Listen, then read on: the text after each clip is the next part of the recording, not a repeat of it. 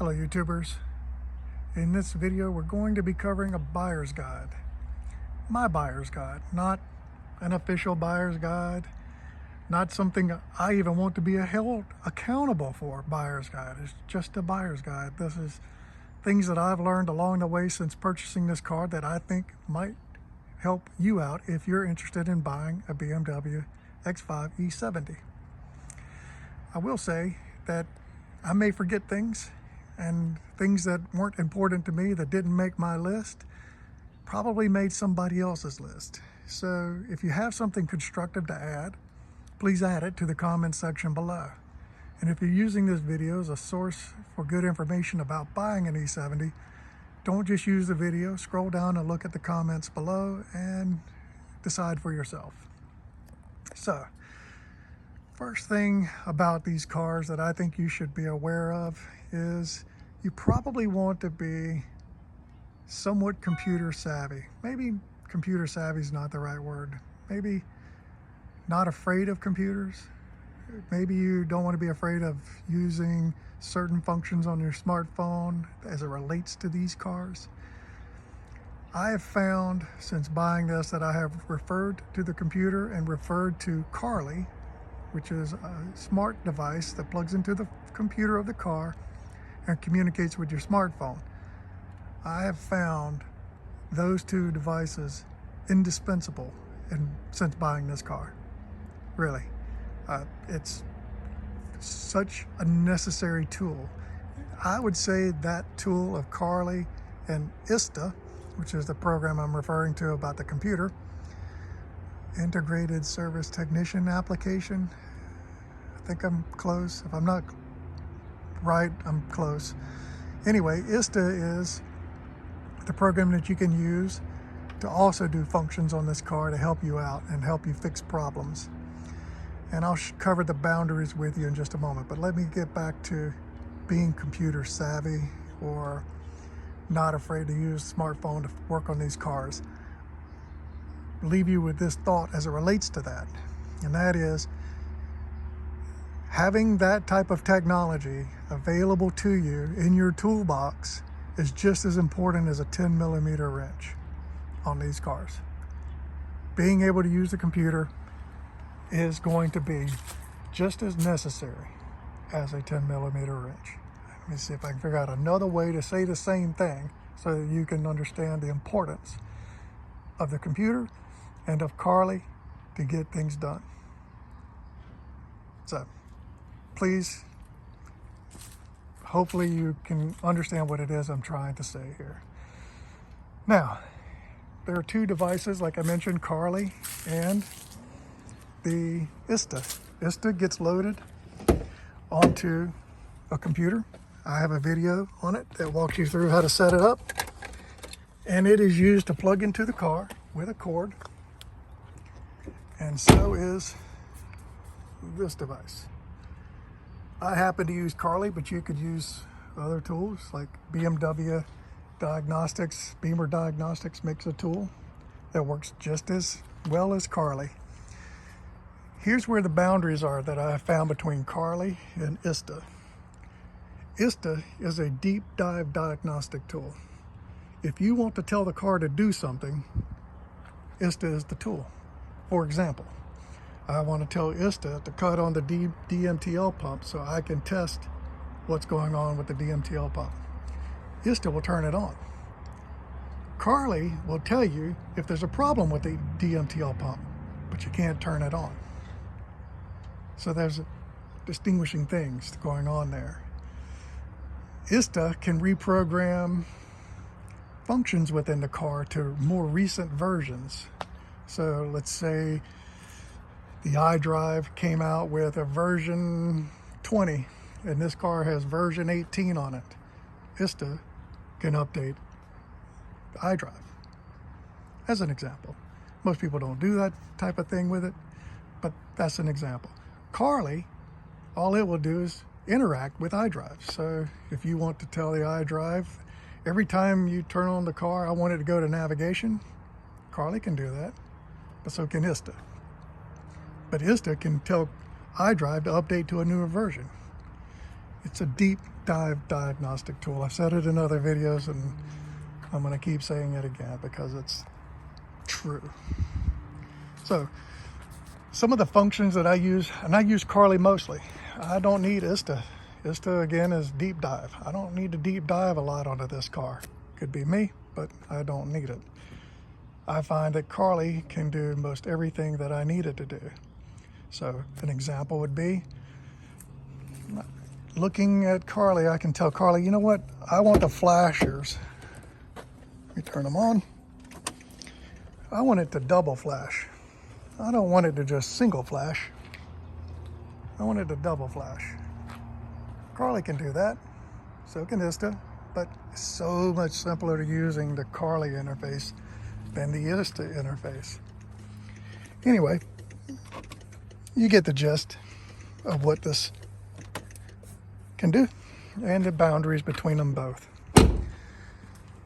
So the next thing I want to talk about, if you're going to be computer savvy and you feel like you can handle working these tools just like you can a 10mm wrench, I would say this car, I wouldn't run from this car. In fact, it puts you in the upper hand, because most people sell these cars because of computer problems, because they can't resolve something. And if you're that person that doesn't mind taking on that challenge, you can get these cars for a steal. As I mentioned in a previous video, this car here was $79,000. That's like $120,000 car in today's money. I bought it for $5,500. And look at it. Anyway, it's a great looking car. It's a big risk though. Big risk. And we're going to cover that in the further into this buyer's guide. All right, so if you're going to go look at an X5 E70, I would take a code reader with you. At a minimum, an OBD2 reader. Carly is an OBD2 reader, but so are many other programs. Carly will tell you a lot about what's going on, not just what's caused a check engine error. So, you know, if you plug in some rogue OBD2 thing into your OBD2 port, it'll tell you if the check engine lights come on. Sure. Well, Carly will tell you other things that you probably want to know, like the the mirror motor heater doesn't work on the driver's side. Carly will tell you that. Your OBD2, typical OBD2 scanner will not tell you that type of problem, because it didn't flag the check engine light. But Carly will tell you other things that are wrong with the BMW. So will ISTA, but Carly's much easier. So I would take a code reader with you. The next thing is, before you go, I would get the VIN number of the car and have the seller give you that information. The reason for that is the VIN can tell you a lot about the car. If you go to, I'm gonna get this wrong, but BMWVinDecoder.com, I'm sure it's not what it is. I'll put a link to it below. But if you can get the VIN and take it to, and plug it in there, plug the VIN number in, you'll learn a lot about the car. It'll tell you exactly how it was born. Things that you don't know, or maybe even the seller doesn't know is on the car, or how it came on the car, you're gonna learn from that site. So when I went to look at this car, I didn't have the VIN. I'm giving you my lessons learned. I looked at it at night and did the best I could with a flashlight and what I had, and in the rain, actually. And so when I looked at this car, I did not have the VIN, and when I took it for a test drive, I had no clue that this car had heads-up display. The seller had turned it off. He didn't want to use it. And you can turn it off. You don't have to use heads-up display just because it came on the car. He had turned it off. At nighttime, I had no clue it was on there. Another thing is something you can't see, but if you went and did a visual inspection of this car, tell me, how will you know that it has active steering? By looking at it. By going around the car, would you know this car has active steering? You don't. Would you know that it has adaptive suspension? You don't. Just by looking at it. It doesn't look too dissimilar from any other Mercedes, or any other BMW. But This car has those options. And so learning these things might be helpful for when you go look at it, so you can look for known problems with those cars, with those types of things. An example would be if active steering is not working, you would not be able to tell that it gets quicker ratio steering when turning at slow speeds. That's what this car does. It's like when you turn into a parking spot, lock to lock is, well, from center to lock is not even one complete turn. That's because of active steering. Those are things you need to look for to make sure that they're still working when you go look for the car, when you go to look at the car. So get the VIN, get up there, make sure you know what it is you're looking at when you go to look at it. Make sure the car said it came with tobacco interior and it's black. Something's been changed because the VIN number said it was born with black. Next thing is, if you have the VIN and if the seller hasn't given you the Carfax, I don't know if I'd get a Carfax right off the bat, because you don't know if you're really that interested. You can get a Carfax while you're sitting with the seller on site on your phone. So Carfax, look it over. If there's one presented to you on the listing, look it over, make sure it's not been wrecked, not been mangled. You know, that may dissuade you from buying it. And if it's been wrecked, that's where your test drive, make sure it steers straight. Make sure it brakes straight, doesn't pull off to one side or shimmy down the road when you mash the brake. You know, just Carfax will tell you a lot too. So make sure you be prepared to have one eventually before you make the purchase, so that way you make an educated decision. So the next thing I did on this car was I told the seller not to crank the car. I wanted the car ice cold, and he had said it had not been cranked for days. And so when I got there, again, it was dusk and it really almost dark, just before going completely black, and it was raining and it was cold. I popped the hood of the car, felt the engine, and then I got in the back and I had my wife crank the car, and I'm looking for smoke. Any kind of indication that would give you something's been settling in the engine, something's not right with the engine, I'm looking for that. So make sure, I tell you that to make sure that the engine is cold, because it can reveal things. If the engine is cold, you can hear if it's got a rough idle, a very high idle, does it idle back down to normal idle? If it's warm, you're not going to learn some of those functions or some of those things. Maybe there's a problem. And so I think the car being engine cold is the way to go. And look over the body. So that's the next thing. That's typically probably the first thing you're going to do when you get there, is you're going to inspect the car. Look at the gaps. Look at the paintwork. Paintwork doesn't bother me too bad if it's looks like it's something I can do with a paint correction, a polishing pad, and a buffer. I got no problem with that. But you're looking for things that are going to cost you money to fix.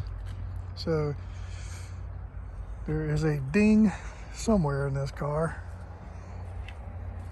Somewhere there's a ding in this door, or a door.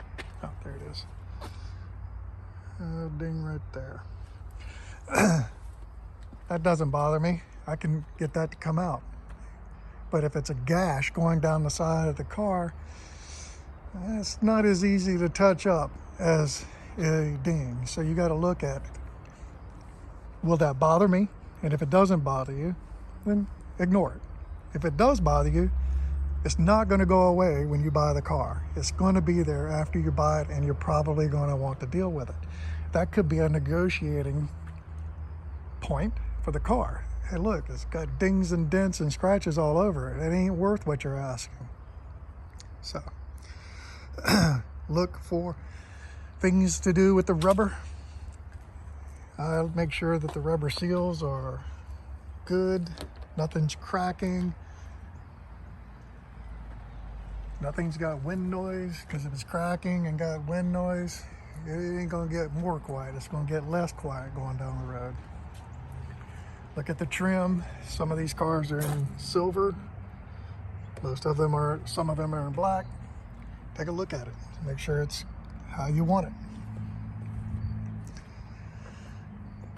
The next thing is I always look at the tires. Make sure there's plenty of rubber on the tires.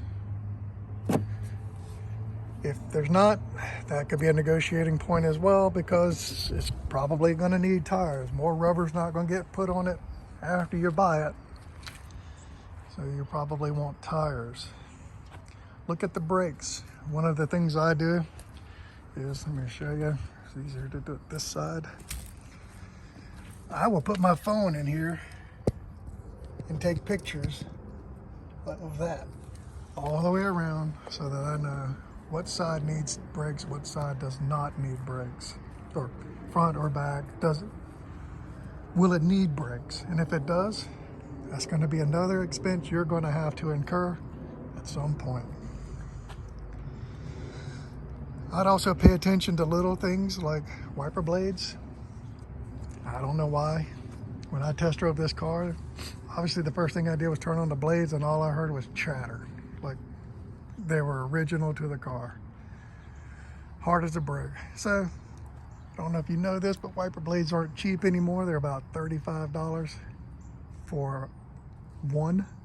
If you need two on the front, which every car does that I'm aware of, that's $65, $70 in wiper blades right off the bat.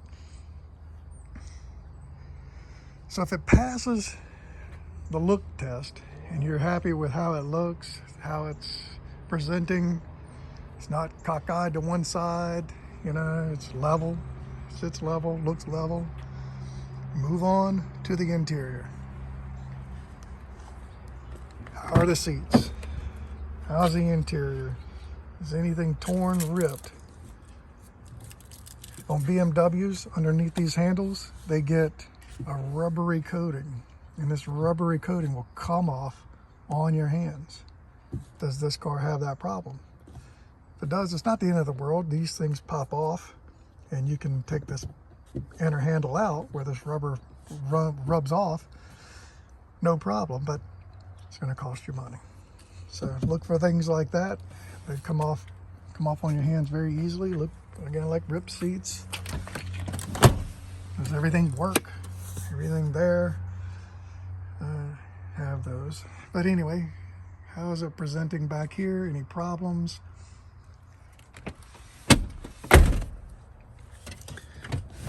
Take a look at the mats. Are there even mats in it? Are they the correct mats? Would that bother you if they're not the correct mats? If not, move on. If the carpets are terrible and you care, make sure you have a cleaner available, because it's not going to get clean without your work. So yeah, things like that on the interior. I'm all about testing everything. So stuff like that. Mirrors, mirror motors, every light, every button was pushed. If you don't take the time to spend the time to do this part of the testing, I don't know. Don't blame anybody but yourself when you get home with it and this button doesn't work, that button doesn't work, and whatever. Test all of this stuff out, because if it doesn't work right, you've got to fix it if you take it home, and it becomes your problem. Look for saggy headliner. I got this one back so that I can put light onto here, but if the headliner is saggy, that could be an issue for you. I've seen cars where the headliner falls down. Don't know why, but I would look at that. Then, I mentioned earlier, this car is all about the computer. So turn on the car. I wouldn't crank it at this point, but does everything work? Cut the car off. There we go. Does everything work? Just go through everything. Make sure iDrive does what iDrive is supposed to do. So spend some time inside the car looking at things. Test the locks, test the power seats, look for missing things. Sometimes these things are missing.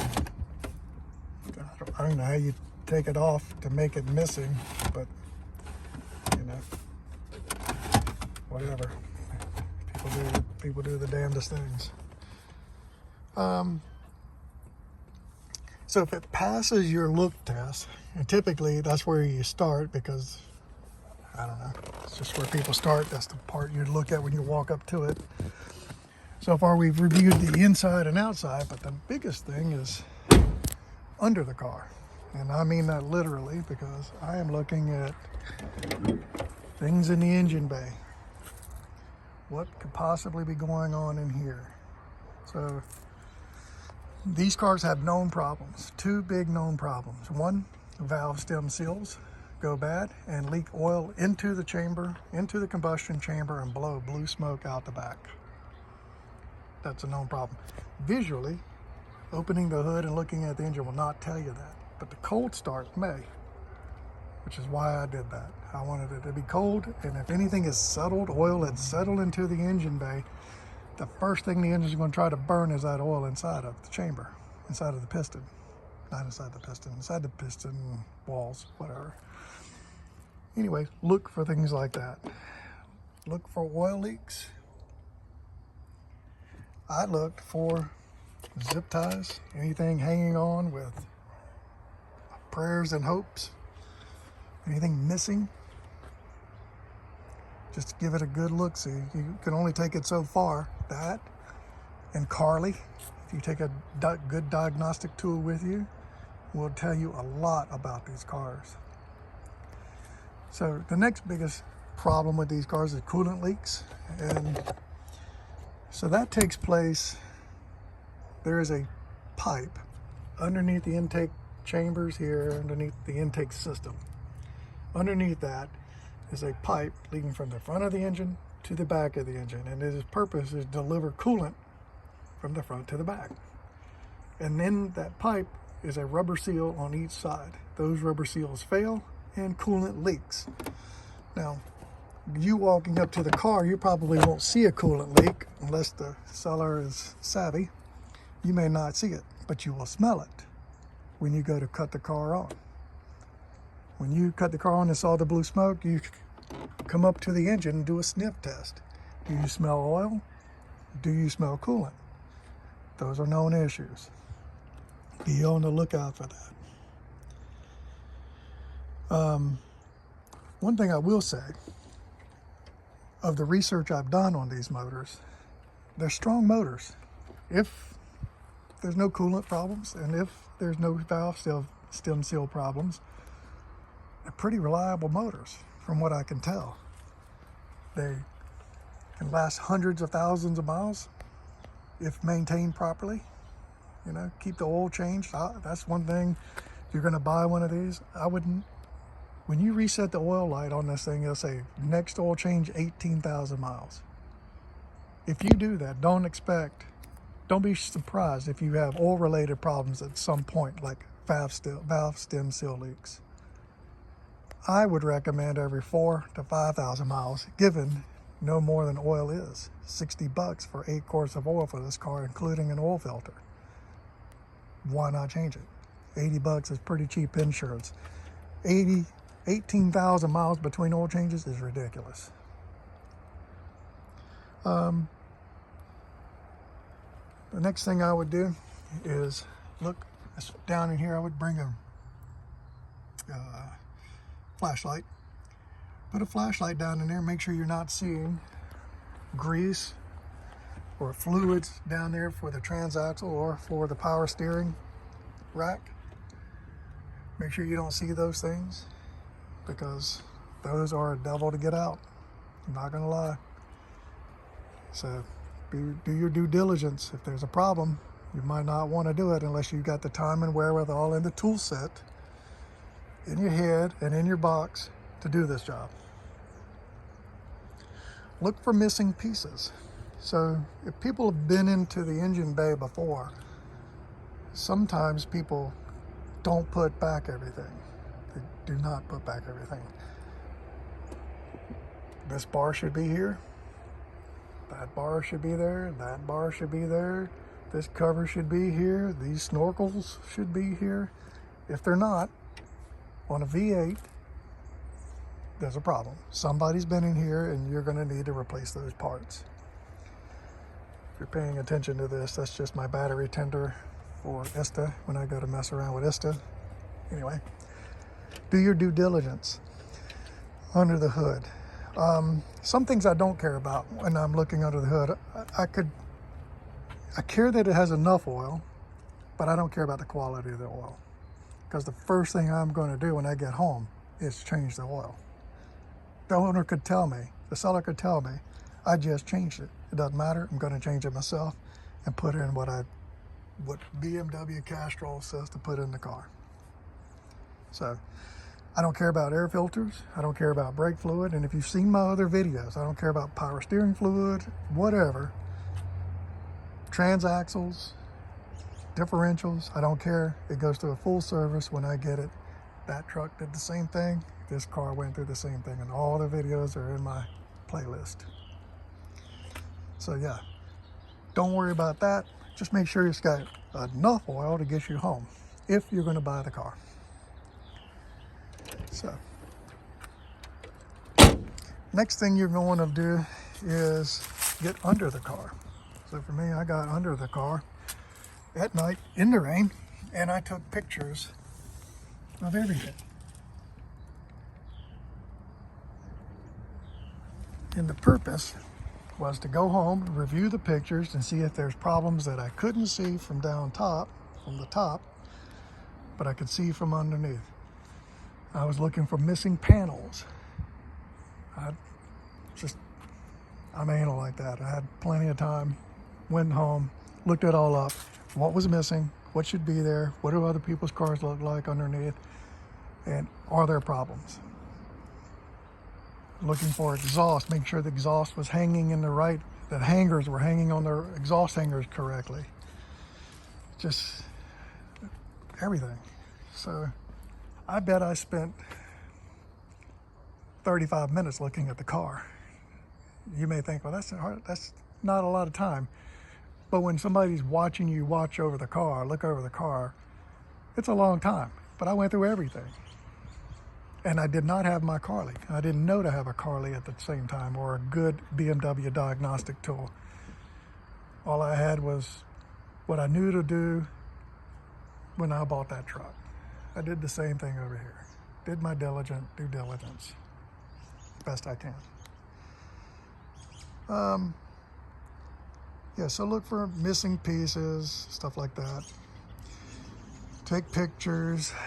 One other thing I did on this car was I looked at the sales brochure from BMW. So every year, every manufacturer has a sales brochure of the cars that it's trying to sell, and this car is no different. So I pulled up 2008 BMW X5, and I'm looking for what this car should have looked like from the factory. And this is how this car should have looked. Minus the wheels, you've seen that in another video. The original set's in there. But this is how it looked. Minus a few changes that I noticed that the seller had done, or somebody before the seller. Of course, this car is 16 years old now. These were blacked out. Somebody had spray painted those two grills, trying to black out the front of the car. For me, that bothered me. I liked it to look how BMW made it look. That, to me, is sharp, just like that. So I put it back to this. It cost some money, but those were things I was looking for when I went to test drive the car. What's changed? So anyway, YouTubers, again, this is my buyer's guide. It's not everything. I am positive I'm forgetting something, and I hope other E70 buyers or owners plug in some good comments that will help you along the way, because this is just my thoughts. So YouTubers, if you like the video, like the video.